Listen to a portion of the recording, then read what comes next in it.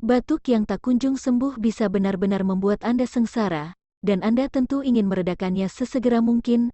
Batuk adalah efek samping yang lazim dari demam dan flu. Tetapi batuk juga dapat disebabkan oleh alergi, asma, refluks asam, udara kering, rokok, dan bahkan beberapa obat-obatan. Cara meredakan batuk tanpa obat adalah gunakan madu. Madu adalah cara yang efektif untuk menekan batuk dan menenangkan tenggorokan. Beberapa penelitian menunjukkan bahwa madu memiliki tingkat efektivitas yang paling tidak sama dengan obat bebas dalam meredakan batuk, dan terkadang justru lebih efektif. Madu dapat membantu melapisi dan menenangkan membran lendir sehingga sangat bermanfaat diminum di malam hari jika Anda sulit tidur akibat batuk.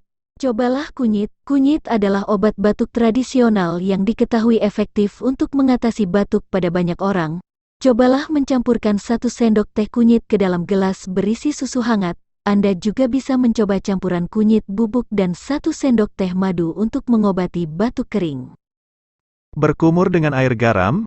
Air garam digunakan untuk membantu meredakan tenggorokan yang meradang, tetapi juga dapat membantu mengatasi batuk dengan mengurangi pembengkakan dan mengeluarkan dahak. Campurkan 1 sendok teh garam dalam 250 ml air hangat.